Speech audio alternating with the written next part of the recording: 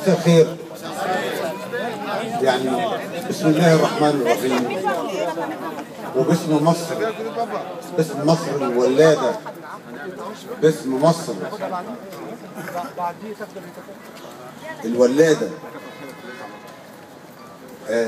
عايز اقول لكم واطمنكم ان مسألة رحيل الاخوان مسألة وقت. ده جيم اوفر فعلا، انتهى. ده مش تفكير بالتمني. وانا جاي افتكرت النشيد الوطني القديم اللي قاله اللي كتب كلماته زمان يا سلاح. لا مش والله زمان يا سلاح، لا، اللي كتب كلماته بديع خيري و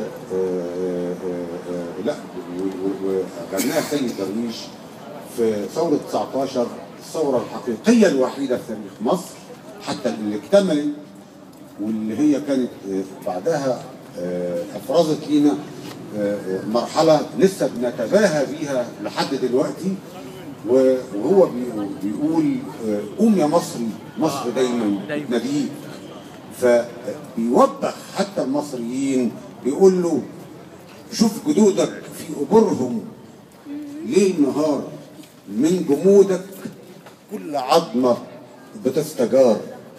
شوف جدودك في قبورهم ليل نهار، من جمودك كل عظمة بتستجار.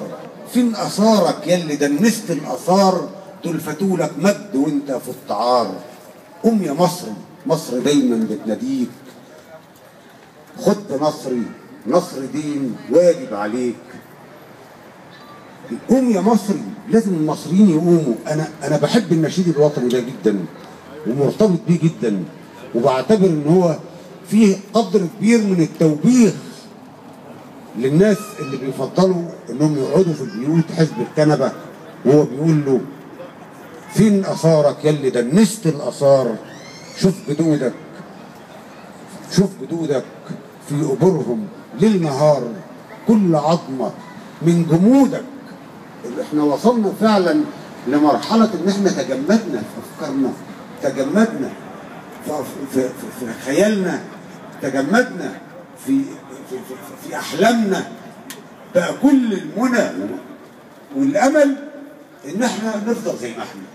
ودي مصيبه ان يبقى الانسان يفقد قدرته على الحلم، ان يبقى كل غايته وهدفه ابقاء الامر كما هو عليه. دي المصيبه الحقيقيه، ان الانسان يفقد قدرته على الحلم، على انه يطور، خصوصا لما يبقى هو ابن بلد علمت الإنسانية كلها الكتابة والهندسة والطب والفن.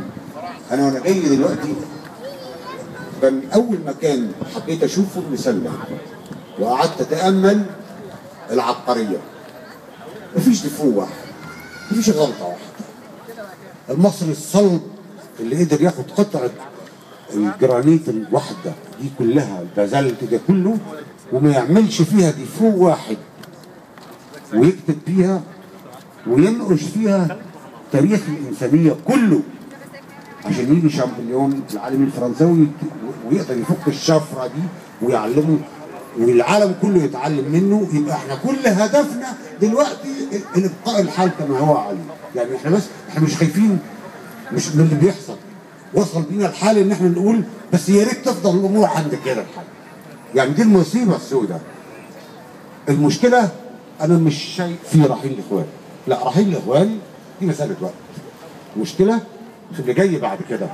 المشكلة في إعادة تأهيل هؤلاء الشباب اللي ضللوا عقولهم. الشباب اللي فهموهم إن هم بيجاهدوا في سبيل الله. اللي فهموهم إن هم بتنتظرهم الحور العين في الجنة. اللي فهموهم إن أعدائهم هم أبناء وطنهم.